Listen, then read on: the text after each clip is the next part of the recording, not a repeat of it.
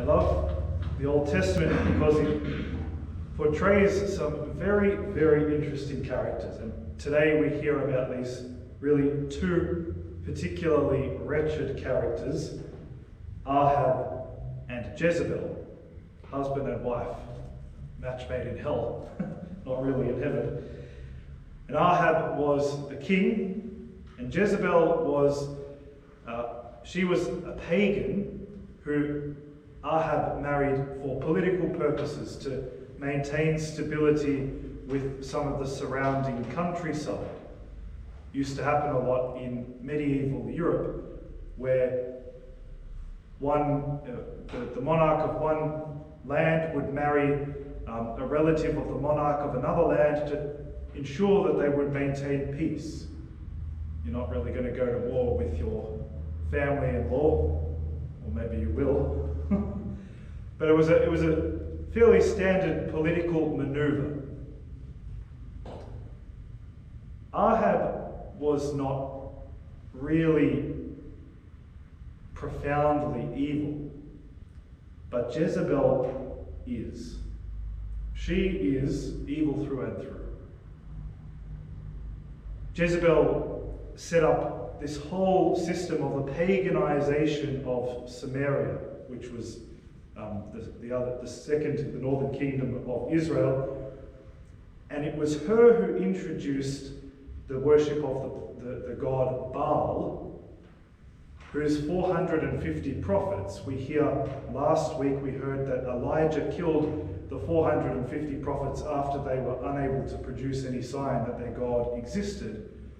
And it was Jezebel who chased Elijah out into the desert and exiled him from his homeland. Today we see that Jezebel facilitates this great crime against Naboth, taking his land from him by killing him because he refused to give it to Ahab. Now, normally one would think that the king would have some right, to go in and sort of say, look, mate, can you give me your land? Why don't we just do this nicely? I won't make any trouble for you. I am the king after all. But Naboth refuses because in the book of Leviticus, there's a law that says that ancestral land has a particular privilege and shouldn't be passed around, and sold from one person to the next for financial benefit. It should be kept within the family because the land is sacred. This is the promised land, and so the land is sacred. So Naboth is presented as someone who is astutely observant of the law of God, a truly good man.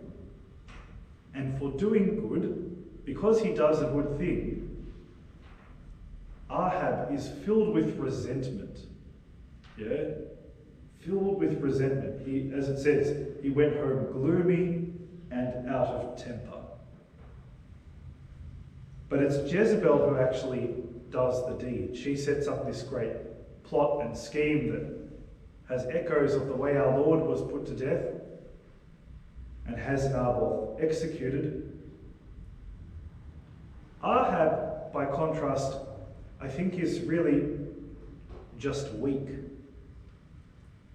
His biggest sin, in a sense, was not saying no to Jezebel.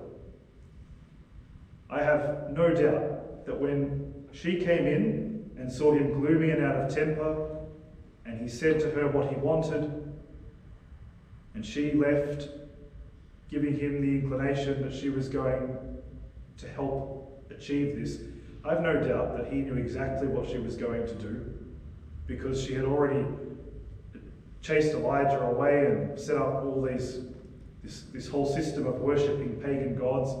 She was not a good woman, and he knew that. But it was convenient for him that she should perform this crime. So his greatest sin was not saying no to evil. It's a classic saying that comes from the 1700s. All that is needed for evil to triumph is for good men to do nothing. And that's a great challenge for us. How often our family, our friends, our work colleagues, incline us towards evil, lead us towards a situation that is not consistent with the law of God. We know it's not right, but because it's convenient or easier, we might stay silent.